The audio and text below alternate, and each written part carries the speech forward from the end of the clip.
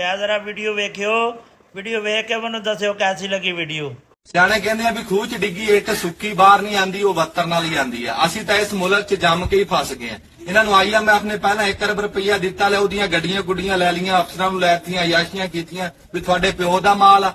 ਤੇ ਤੂੰ ਇਹ ਦੇਖ ਵੀ ਕੱਲ ਬੰਦਾ ਇੱਕ ਸਕੂਟਰ ਲਈ ਜਾਵੇ ਆਪਣੀ ਘਰ ਦੀ ਨੂੰ ਦਵਾਈ ਦਵਾਣੀ, ਤੇ ਮੈਨੂੰ ਕਹਿੰਦਾ ਕਿ ਪੈਟਰੋਲ ਦੇ ਪੈਸੇ। ਮੈਂ ਕਿਹਾ ਪੈਟਰੋਲ ਦੇ ਪੈਸੇ ਤੇ ਤੈਨੂੰ ਦੇ ਦਿੰਨਾ, ਗਾਂ ਡਾਕਟਰ ਨੂੰ ਕੀ ਦੇਗਾ? ਆਖੇ ਉਹਨੂੰ ਯਾਰ ਮੈਂ ਸਕੂਟਰ ਦੇ ਦੂੰਗਾ, ਭਲਾ ਲੈ ਲੂਗਾ ਉਹ। ਮੈਂ ਕਿਹਾ ਇੱਥੇ ਤਾਂ ਡਾਕਟਰ ਦਵਾਈ ਲਿਖਣ ਦੇ ਉਮਰੇ ਦੇ ਟਿਕਟ ਲੈ ਲੈਂਦੇ ਆ, ਤੇਰਾ ਸਕੂਟਰ ਛੱਡਣ ਲੱਗੇ ਆ। ਵਜ਼ੀਰ ਆਜ਼ਮ ਸਾਹਿਬ ਨੇ ਉਸ ਅਮਰੀ ਦੇ ਉੱਤੇ ਸਾਈਨ ਕੀਤੇ ਨਾ, ਤੇ ਉਹਦੀ ਅੱਖਾਂ 'ਚ ਪਾਣੀ ਆ ਗਿਆ ਕਿ ਰੋ ਪਿਆ, ਕਿ ਮੈਨੂੰ ਕੌਮ ਦਾ ਅਹਿਸਾਸ ਬੜਾ। ਅੱਜ ਸਾਡੇ ਜੁੜੇ ਹੱਥਾਂ ਵਾਲ ਵੇਖ, ਸਾਡਾ ਹੋਰ ਅਹਿਸਾਸ ਨਾ ਕਰ। ਕਹਿੰਦਾ ਮੁਲਕ ਤਰੱਕੀ ਕਰ ਰਿਹਾ ਤੇ ਮੈਨੂੰ ਸਮਝ ਨਹੀਂ ਆ ਰਹੀ। ਤੈਨੂੰ ਸਮਝ ਨਹੀਂ ਆ ਰਹੀ, ਸਾਡਾ ਕਸੂਰ ਦੱਸ ਕੀ ਹੈ?